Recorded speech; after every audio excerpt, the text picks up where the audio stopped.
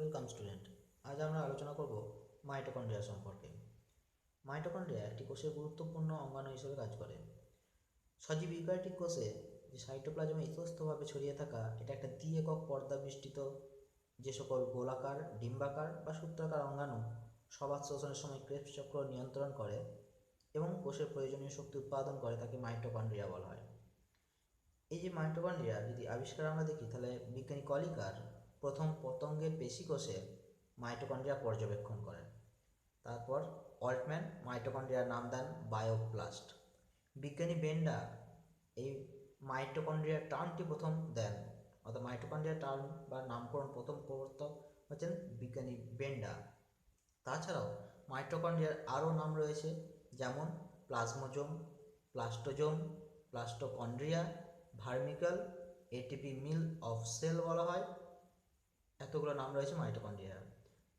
পরবর্তীকালে ফিলিপ জেকেভিচ নামক বিজ্ঞানী তিনি মাইটোকন্ড্রিয়াকে পাওয়ার হাউস অফ সেল বা কোষের শক্তিঘর বা কোষের শক্তি ভাণ্ডার হিসেবে বলেছিলেন। মাইটোকন্ড্রিয়ার উৎপত্তি সম্পর্কে যদি আমরা একটু আলোচনা করি তাহলে দেখতে পাবো 1970 সালে বিজ্ঞানী লিন মার্গুলিস তিনি একটি ধারণা দেন যে ইউক্যারিওটিক কোষের মাইটোকন্ড্রিয়া কীভাবে আসে। সেই সম্পর্কে তিনি যেটা ধারণা দিয়েছেন সেটা হচ্ছে এন্ডোসিম্বায়োটিক থিওরি। এই এন্ডোসিম্বায়োটিক থিওরি অনুযায়ী কি না, বিজ্ঞানীদের মতে বা লিন মার্গুলিসের মতে যে মাইটোকন্ড্রিয়া আগে একাকী একটা অঙ্গাণু হিসেবে বা একটা জীব হিসেবেই থাকতো। কোষ তার নিজের প্রয়োজনে মাইটোকন্ড্রিয়ার সাথে একটি সিম্বায়োটিক অ্যাসোসিয়েশন করেছিল, অর্থাৎ মিথজীবিত সম্পর্ক। সেই মিথজীবিত সম্পর্কে দীর্ঘকাল থাকতে থাকতে এখন মাইটোকন্ড্রিয়া কোষেরই একটি অঙ্গাণুরূপে পরিগণিত হয়ে গেছে। সেই হিসেবে একটু বিচার করলে আমরা দেখতে পাবো মাইটোকন্ড্রিয়ার নিজস্ব ডিএনএ আছে, মাইটোকন্ড্রিয়ার নিজস্ব রাইবোজোম অর্থাৎ মাইটোরাইবোজোম আছে, মাইটোকন্ড্রিয়ার নিজের বিভাজনের সক্ষম অর্থাৎ মাইটোকন্ড্রিয়া কোষের সময় মাইটোকন্ড্রিয়া থেকে বিভাজিত হয়ে মাইটোকন্ড্রিয়ার সৃষ্টি হয়, অর্থাৎ স্বপ্রতিলিপিকরণ, স্ববিভাজন প্রভৃতি বৈশিষ্ট্যগুলো মাইটোকন্ড্রিয়ার রয়েছে। উৎসেচক বহন করে, আরএনএ সৃষ্টি করতে পারে। তাহলে এখান থেকে আমরা বলতে পারি যে মাইটোকন্ড্রিয়া কি একটি স্বনির্ভর অঙ্গাণু বা অর্ধ স্বনির্ভর অঙ্গাণু হিসেবে কাজ করে মাইটোকন্ড্রিয়া। সেই জন্য মাইটোকন্ড্রিয়াকে অর্ধ স্বনির্ভর অঙ্গাণু বলা হয়। এরপর আমরা চলে আসবো এই যে মাইটোকন্ড্রিয়ার বিভিন্ন কোষে সংখ্যাগুলো দেখব। প্রথম আমরা দেখতে পাচ্ছি যেটা মাইক্রোস্টেরিস নামক এক শৈবাল কোষে একটি থাকে, শুক্রাণু কোষে থাকে 20টি, স্তন্যপায়ী প্রাণী কোষে যে যকৃৎ কোষ, সেই যকৃৎ কোষে মাইটোকন্ড্রিয়ার সংখ্যা প্রায় 1000টি। অ্যামিবা যেটা ক্যাওস ক্যাওস নাম, CHAOS chaos, CHAOS chaos chaos chaos, সেখানে প্রায় 85 লাখ মাইটোকন্ড্রিয়া রয়েছে। সি আর্চিন যে শুক্রাণু, সেই শুক্রাণুতে রয়েছে 1.4 লাখ। উন্নত উদ্ভিদ কোষে প্রায় এই মাইটোকন্ড্রিয়ার সংখ্যা 1000 থেকে 3000টি। এখানে স্পেশাল একটা ইনফরমেশন বলি যে আমাদের কোষের যে সমস্ত মাইটোকন্ড্রিয়া সবই কিন্তু ম্যাটারনাল মাইটোকন্ড্রিয়া। কেন? কারণ একটু বিচার করে দেখতে পাবো যখন শুক্রাণু এবং ডিম্বাণুর মিলন হয় তখন ডিম্বাণুর মধ্যে থাকা যে মাইটোকন্ড্রিয়াগুলো জাইগোটে স্থানান্তরিত হয়, আর শুক্রাণুর যেটা সেন্ট্রিওল, সেই সেন্ট্রিওলগুলো পরবর্তী সেন্ট্রোজোমে কনভার্ট হয়। তো এই সেন্ট্রিওলগুলো হচ্ছে প্যাটার্নাল আর মাইটোকন্ড্রিয়া কিন্তু ম্যাটারনাল, অর্থাৎ মাইটোকন্ড্রিয়া সমস্ত কিন্তু আমরা মায়ের থেকে পাচ্ছি। ঠিক আছে, তো এটা আসছি। এরপর আমরা আলোচনা যেটা করবো সেটা হচ্ছে মাইটোকন্ড্রিয়ার পরমাণু গঠন সম্পর্কে আলোচনা করবো। দেখা যায় মাইটোকন্ড্রিয়ার পরমাণু গঠন বা আল্ট্রাস্ট্রাকচার অফ মাইটোকন্ড্রিয়া।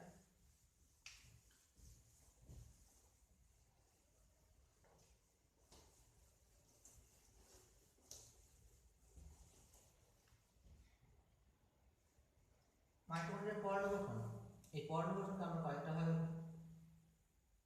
ভাঙবো।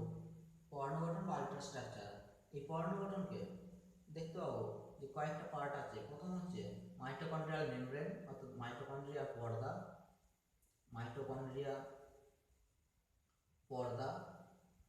মাইটোকন্ড্রিয়া পর্দা ইউক্যারিওটিক কোষের প্লাজমা পর্দার ন্যায় ক্রিয়া করে। নেক্সট আমরা এখানে আলোচনা করব মাইটোকন্ড্রিয়াল প্রকোষ্ঠ, মাইটোকন্ড্রিয়াল প্রকোষ্ঠ সম্পর্কে, প্রকোষ্ঠ। এবং লাস্ট আমরা আলোচনা করব মাইটোকন্ড্রিয়াল ধাত্র বা ম্যাট্রিক্স সম্পর্কে, মাইটোকন্ড্রিয়াল ধাত্র বা ম্যাট্রিক্স সম্পর্কে। প্রথম আমরা আলোচনা করব মাইটোকন্ড্রিয়াল পর্দা। এই মাইটোকন্ড্রিয়াল পর্দাকে আমরা দুটো ভাগে ভাগ করব, এক বহিঃপর্দা এবং দ্বিতীয় অন্তঃপর্দা। এই যে বহিঃপর্দা বা এক্সটার্নাল মেমব্রেন মাইটোকন্ড্রিয়ার, এখানে বহিঃপর্দাতে কি থাকে, প্রচুর পরিমাণে পোরিন প্রোটিন থাকে। পোরিন যেটা আমরা জানি এক ধরনের পোরিন চ্যানেল প্রোটিন এগুলো, তো পোরিন চ্যানেল প্রোটিন থাকে, এখানে প্রোটিন থাকে। এই অধিক পোরিন থাকার কারণে এই বহিঃপর্দা কি ভেদ্য প্রকৃতির, পারমেবল, ভেদ্য প্রকৃতির হয়। এবং এই পর্দাতে প্রোটিন এবং লিপিডের অনুপাত 1:1, প্রায় 10,000 ডাল্টন, 10,000 ডাল্টনের নিচে সমস্ত আণবিক ভর সম্পন্ন যে সমস্ত সলিড বা বস্তুগুলো রয়েছে 10,000 ডাল্টনের নিচে, তারা সমস্ত চলাচল করতে পারে। অর্থাৎ 10,000 ডাল্টনের নিচে সব বস্তু চলাচল করতে পারে, চলাচল করে। নেক্সট আমরা আসবো অন্তঃপর্দা বা ইন্টারনাল মেমব্রেন। এই অন্তঃপর্দা যদি দেখি, এই অন্তঃপর্দা সাধারণত এখানে কিন্তু পোরিন প্রোটিনের পরিমাণ কম, পোরিন প্রোটিন কম থাকে, ফলে কম থাকার কারণে কি হয়, এটি অনেকটা অর্ধবৃত্ত পর্দার ন্যায় ক্রিয়া করে, অর্ধবৃত্ত পর্দার ন্যায় ক্রিয়া করে অন্তঃপর্দা। ঠিক আছে, আমরা জানি এই মাইটোকন্ড্রিয়ার ক্ষেত্রে যে অন্তঃপর্দা, সেই অন্তঃপর্দাগুলি কি করে, পরবর্তীকালে অন্তর্ভাঁজ হয়ে, অন্তঃপর্দা ভিতরের দিকে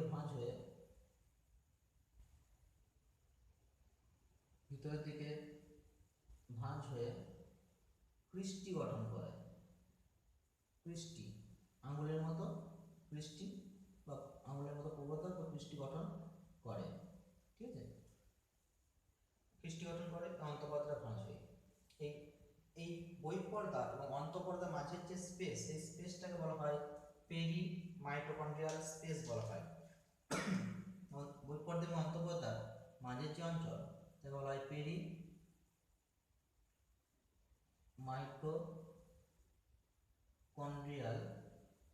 স্পেস বলা হয়, স্পেস বলা হয়। এই স্পেসে বিভিন্ন ধরনের উৎসেচক থাকতে পারে, বিভিন্ন উৎসেচক এখানে থাকতে পারে, বিভিন্ন খনিজ লবণ, তারপর জল প্রভৃতি পদার্থগুলো এখানটায় থাকতে পারে। সাধারণত এই যে অন্তঃপর্দায়, মাইটোকন্ড্রিয়াল অন্তঃপর্দায় যেটা অবস্থান করে সেটা হচ্ছে ইটিএস, ইলেকট্রন ট্রান্সপোর্ট সিস্টেম অবস্থান করে, ইটিএস অবস্থান করে, ইটিএস অবস্থান করে।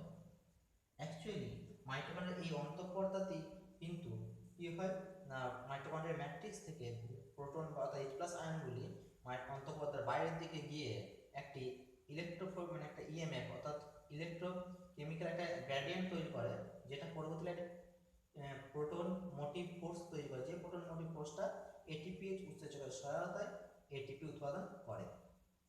তো এই অন্তঃপর্দাতে আমরা দেখতে পাচ্ছি বিভিন্ন ধরনের একটা অর্ধবৃত্ত এবং এখানে ইটিএস অবস্থান করছে, এবং এই অঞ্চলে কিন্তু কি হচ্ছে, এটিপি সিনথেসিস বা শক্তি উৎপাদন প্রক্রিয়াটা ঘটছে, যেটা অর্থাৎ যে পার্টটা সাইটোসিলের দিকে মুখ করে থাকে, অর্থাৎ সাইটোপ্লাজমের দিকে মুখ করে আছে অন্তর্গত, তাকে বলে সি ফেজ বলা হয়, সেটাকে বলা হয় সি ফেজ। আর যেটা ম্যাট্রিক্সের দিকে মুখ করে থাকে তাকে বলা হচ্ছে এম ফেজ বলা হচ্ছে। তো এটা গেল হচ্ছে অন্তঃপর্দা। এরপর আমরা আলোচনা করব প্রকোষ্ঠ। প্রকোষ্ঠকে আমরা দুটো ভাগ করব। প্রথম আসছি অন্তঃপ্রকোষ্ঠ এবং দ্বিতীয় আসছি বহিঃপ্রকোষ্ঠ। যদি অন্তঃপ্রকোষ্ঠ এবং বহিঃপ্রকোষ্ঠ দেখি, তাহলে অন্তঃপ্রকোষ্ঠের ক্ষেত্রে অন্তঃপর্দা দিয়ে এটা ঘেরা হয়। অন্তঃপ্রকোষ্ঠ এক্ষেত্রে অন্তঃপর্দা দিয়ে ঘেরা, পুরোটাই থাকবে অন্তঃপর্দা, অর্থাৎ এই অন্তঃপর্দা দিয়ে ঘেরা থাকে। এবং এখানে কি থাকবে, অবশ্যই ডিএনএ থাকবে, অর্থাৎ অন্তঃপ্রকোষ্ঠের ভেতরে ডিএনএ থাকবে, আরএনএ থাকবে, রাইবোজোমগুলো থাকবে। ঠিক আছে, এই সমস্ত গুরুত্বপূর্ণ উপাদানগুলো থাকবে। এই যে মাইটোকন্ড্রিয়ার যে রাইবোজোম, এই আরেককে বলা হচ্ছে মাইটোরাইবোজোম। ঠিক আছে, এই যে রাইবোজোম, এই আরেক নাম হচ্ছে মাইটোরাইবোজোম। তো আমরা এখানে দেখতে পাচ্ছি মাইটোকন্ড্রিয়ার নিজস্ব রাইবোজোম রয়েছে এবং সেটা বেশিরভাগ 7S প্রকৃতির হয়। এবং এই ম্যাট্রিক্সে বিভিন্ন ধরনের প্রোটিন বস্তু থাকে, তাছাড়াও অনেক সময় এখানে বিভিন্ন ধরনের অন্তঃপর্দার প্রকোষ্ঠে অন্তঃপর্দাটা ভাঁজ হয়ে অন্তঃপ্রকোষ্ঠে অন্তঃপর্দা ভাঁজ হয়ে টেনিস র্যাকেট সদৃশ কিছু দানা যাকে বলা হয় অক্সিজন দানা বা F0 F1 পার্টিকেল অবস্থান করে, বা এদের অনেক সময় ফার্নান্ডেজ মোরান অধঃএকক বলা হয়। ফার্নান্ডেজ মোরান অধঃএকক বলা হয়, অধঃএকক বলা হয়। ছবিটা আমি সংক্ষেপে এখানে একটু এঁকে দিই। এটা দেখতে এরকম টেনিস র্যাকেটের মতো। এখানে যেটা এই অঞ্চল সেটা হচ্ছে F0, এটাকে বলা হচ্ছে F1 পার্ট। তো এরকম জিনিসটা দেখতে হয়। যাই হোক, তো নেক্সট আমরা চলে আসছি বহিঃপ্রকোষ্ঠ। বহিঃপ্রকোষ্ঠের ক্ষেত্রে যদি দেখি তাহলে বহিঃপ্রকোষ্ঠ হচ্ছে প্রায় 60 থেকে 80 অ্যাংস্ট্রম চওড়া হয়। এই বহিঃপ্রকোষ্ঠ 60 থেকে 80 অ্যাংস্ট্রম চওড়া। এবং আমি কিছুক্ষণ আগেই বললাম যে যখন যে আয়নগুলো সৃষ্টি অর্থাৎ H+ আয়নগুলো অন্তঃপর্দা থেকে বাইরের দিকে বাইরের দিকে চলে যাবে, অন্তঃপর্দা বাইরের দিকে অর্থাৎ বহিঃপ্রকোষ্ঠে অবস্থান করবে। এই বহিঃপ্রকোষ্ঠগুলো তরল পদার্থে আবৃত। এখানে সাধারণত জল, খনিজ পদার্থ ইত্যাদি অবস্থান করে এবং বিভিন্ন উৎসেচক এক্ষেত্রে বহিঃপ্রকোষ্ঠে অবস্থান করতে পারে। নেক্সট আমরা চলে আসছি ধাত্র। ধাত্র ম্যাট্রিক্স পার্ট। এই ধাত্রের সাথে কি থাকে, এই অন্তঃপ্রকোষ্ঠের ভেতরে যে এটা কিন্তু অন্তঃপ্রকোষ্ঠের ভেতরে একটা সমস্ত জেলিনায় পদার্থ একটা থাকে। সমস্ত জেলিনায় পদার্থ, এই জেলিনায় পদার্থ থাকে অন্তঃপ্রকোষ্ঠের ভেতরে। সমসত্ব জেলিনাই পদার্থ দিয়ে তৈরি থাকে, এটা সমসত্ব প্রকৃতির। হ্যাঁ, এবং এই অঞ্চলে বিভিন্ন ধরনের উৎসেচক, বিশেষত টিসিএ চক্রের যে সমস্ত উৎসেচক অর্থাৎ ট্রাইকার্বক্সিলিক অ্যাসিড চক্র বা যেটা আমরা ক্রেবস চক্র বলি, টিসিএ চক্র, সেই টিসিএ চক্রের বেশিরভাগ উৎসেচকগুলো এই মাইটোকন্ড্রিয়াল ধাত্রে অবস্থান করে। তাছাড়াও এই প্রকোষ্ঠের যে অঞ্চলে যে অন্তঃপ্রকোষ্ঠ বলেছে, অন্তঃপ্রকোষ্ঠের যে পার্টে বিভিন্ন রাইবোজোমগুলো অবস্থান করে সেই ধাত্রেও অবস্থান করে রাইবোজোমগুলো, তো মাইটোরাইবোজোম বা ডিএনএ গুলো ধাত্রে অবস্থান করে। তাহলে ধাত্রে আমরা দেখতে পাচ্ছি বিভিন্ন ধরনের প্রোটিন সংশ্লেষ হচ্ছে, লিপিড সংশ্লেষ হতে পারে, ক্রেবসের বিভিন্ন উৎসেচক এখানে বহন করে ধাত্র। তাছাড়াও রয়েছে রাইবোজোম, সিমেন্টেস রাইবোজোম গুলো এখানে অবস্থান করছে। তো এটি হলো মাইটোকন্ড্রিয়ার বিভিন্ন অন্তঃপর্দা বা পরাণ গঠনের মধ্যে দিয়ে, এটা হচ্ছে পরাণ গঠন। এরপরে যেটা আমরা আলোচনা করব সেটা হচ্ছে মাইটোকন্ড্রিয়ার কাজ।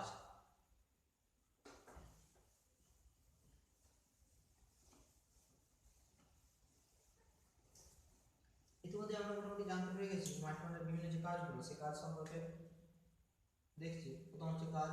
তাহলে এই যে কাজ, মাইটোকন্ড্রিয়ার বিভিন্ন উৎসেচক। প্রথম হচ্ছে টিসিএ চক্রের উৎসেচক।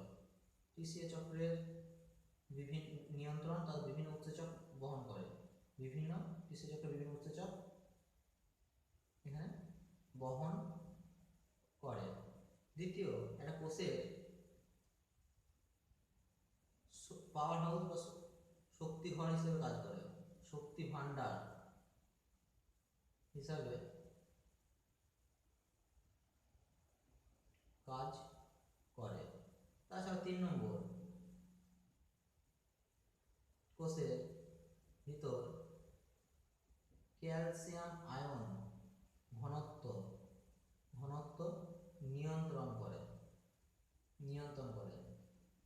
তাছাড়াও কুসুম সৃষ্টির সময়, কুসুম সৃষ্টি যেটা বলি, কুসুম সৃষ্টি বা ভাইটেলোজেনেসিস যেটা বলা হয়, কুসুম সৃষ্টিতে মাইটোকন্ড্রিয়ার যথেষ্ট গুরুত্ব আছে। এগুলো ভাইটেলোজেনেসিস বলা হয়। মাইটোকন্ড্রিয়ার